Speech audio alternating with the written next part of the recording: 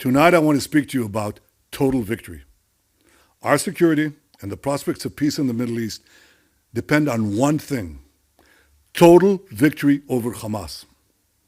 At the start of the war, I outlined three goals: destroy Hamas, free the hostages, and ensure that Gaza doesn't pose a threat to Israel anytime in the future. Achieving these goals will ensure Israel's security and pave the way for additional historic peace agreements with our Arab neighbors. But peace and security require total victory over Hamas. We cannot accept anything else. Can you imagine what will happen if we don't have total victory? Hamas leaders have already pledged they'll repeat the October 7th massacre over and over and over again. No nation can accept that. We certainly won't. Without total victory, Iran and its terror proxies, Hamas, Hezbollah, the Houthis, and others, will be emboldened to subvert moderate states in the Middle East. They'll threaten the entire free world. Only total victory will prevent that. And total victory is within our reach. Israel's military achievements are truly unprecedented. As John Spencer, head of urban warfare at West Point, noted, it took the United States and its allies 9 months to defeat ISIS in Mosul. Mosul is a single city, smaller than Gaza, doesn't have any terror tunnels, and it had only 5,000 terrorists. Yet in 4 months, the IDF has killed, wounded, or captured over 20,000 terrorists, more than half of Hamas's fighting force. We've shattered 18 out of 24 Hamas battalions, and we're mopping up the remaining terrorists with ongoing raids. Our soldiers are systematically destroying the massive underground terror tunnels. Hamas believed this was an impregnable network. Yet our brave soldiers are now physically inside these tunnels.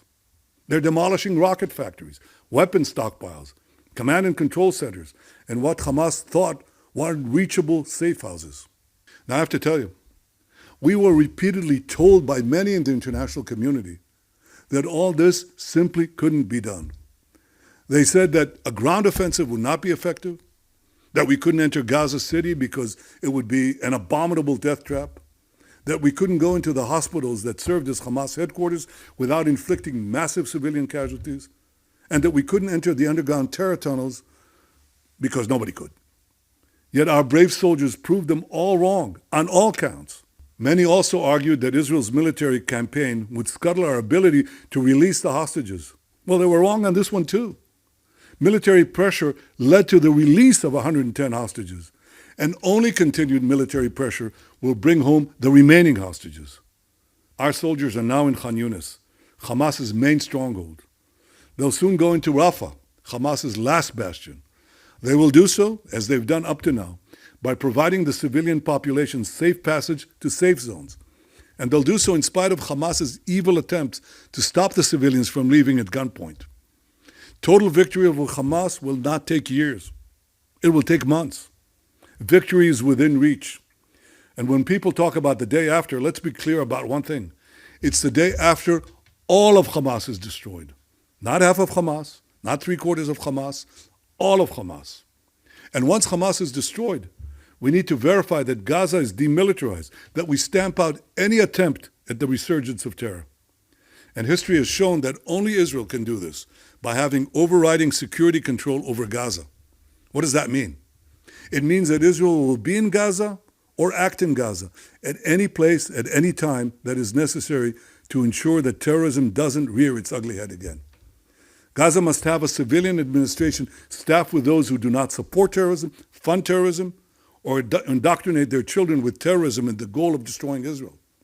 In fact, we should seek the very opposite, that school children in Gaza will be educated towards peace, that they'll be educated towards coexistence. Now, grant you, this will take time.